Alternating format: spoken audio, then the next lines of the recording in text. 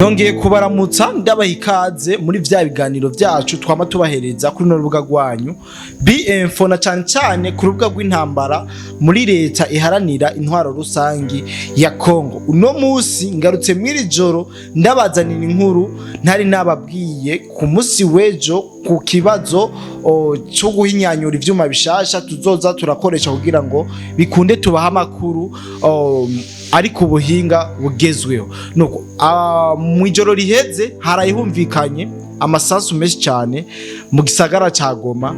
Ayo masasu cyari gitero kiriko kirahuza umugwi M23 ndetse n'ingabo za Wazalendo sino ndakuvuga ko abenshi barabazi na bene gihugu canke n'abakunzi b'igihugu canke n'imvukira z'igihugu ca Kongo.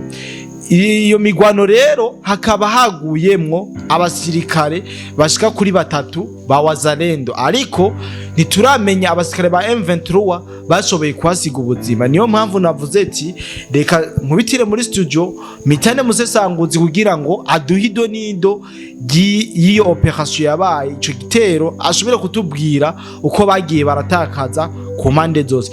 Bwana musesanguzi, nizere yuko iyo nkuru ofisi cyuyiziko.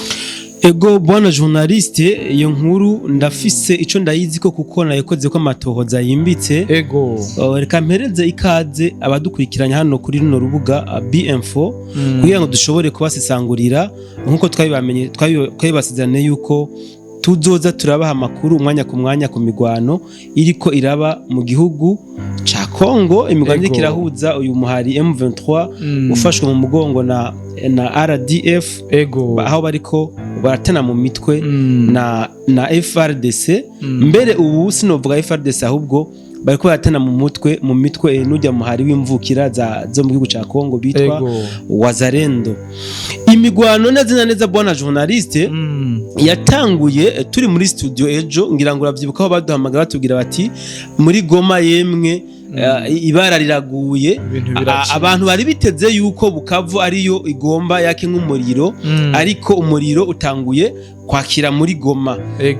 Ni mudutabarize mwumvirize mutohereze amakuru ariko araba muri Goma kugira ngo muyamenyeshe abantu basanzwe ariko babakurikirana, ndetse no mu bene gihugu bari muri Goma bashobore kurema kuba bumve ikiriko kiraba. Iyi nkuru bona journaliste nayiriwe ko ndiko ndayitohoza neza, nashoboye kumenya ibyabaye kuko nta kiri musi y'izuba kitazomenyekana. Ndazi ko nawe usanzwe ubizi bwana journaliste. Imigwano neza yahuje aba Wazalendo hamwe na FRDC yatanguye isaha 3 z'ijoro ku masaha y'imigwano yahuje Wazalendo ndetse na M23. Simigwano yahuje Wazalendo na FRDC. Urakoze cyane bwana journaliste kumubura. Ni gitero cyakozwe n'aba Wazalendo.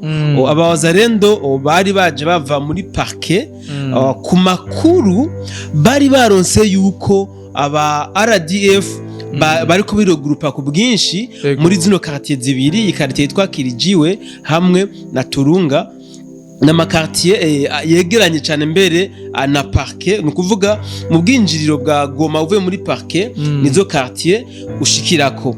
Aba Wazalendo rero bari baronse inkuru yuko ingabo za RDF hamwe na M23 bariko baregeranirizwa hajya kugira ngo bashobore kugira kurungikwa muri Warikare gutanga renfort. Aba Wazalendo rero bacumva iyo nkuru bavuga ati reka dukoroke kugira ngo tubanigire mu menshi, tubanyabiranye ntibashobore gufata urugendo rwo kuduga rwo kuja Warikare byahava biba bibi. Niko rero aba Wazalendo guca bakoroka baranzika n'amasasu.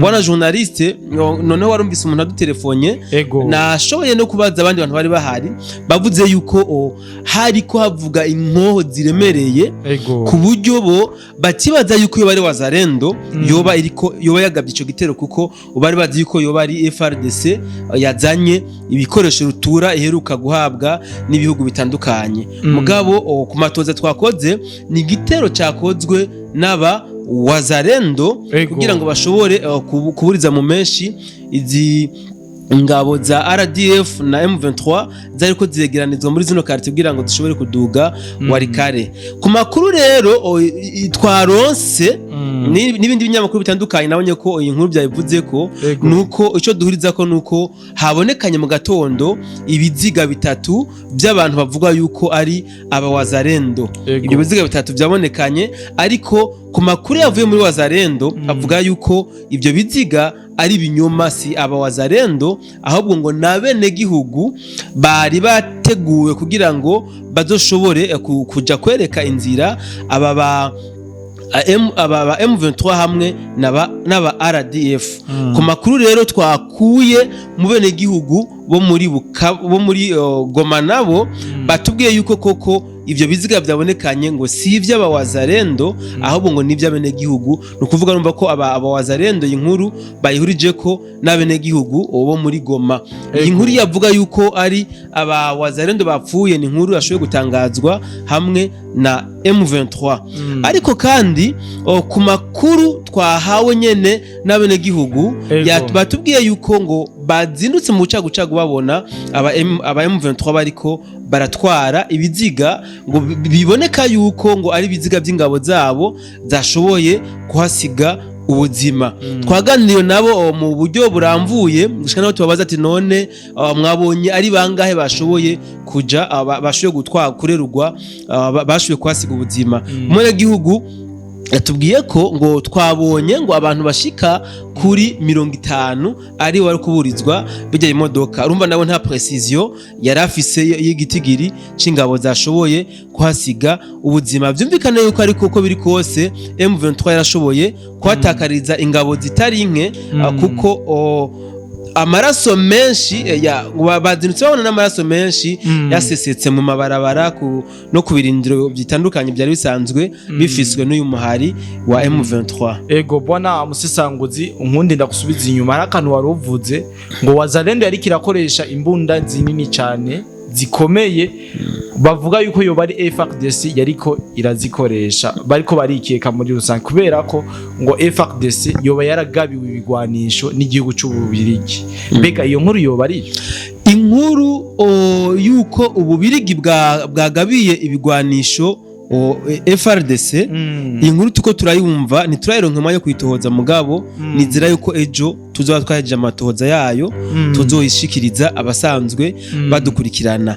Ariko kandi twagerageje no kubaza impamvu havuga yuko aba Wazalendo bakoresheje inkoho ziremereye. Turabaza izo nkoho zoba zaravuye mu ba Wazalendo batubwira yuko habaye ama operation akomeye muri territoire ya Masisi no muri hafi igisagara ca Uvira ngo aho aba M23 na RDF bashoboye kuhatakariza ibigwanisho bikomeye cyane gose biremereye. Rero ngo ivyo aba Wazalendo barashoboye kubitora baca barabisabikanya uko amatetora atandukanye uko abagwanyi babo bahari barahanahana ibyo bigwanisho kugira ngo bashobore kuvyifashisha. Rero ngo abantu ntibaze batangare bumvise Wazalendo yakoze amateka ikoresheje ibigwanisho bikomeye. Ngo ubu nabo basanzwe bafise ibikoresho bikomeye kuko ngo babihawe ngo ni impano bashoboye guhabwa n'aba RDF hamwe na M23 ko bavuga ko ngo bagiye bigemuye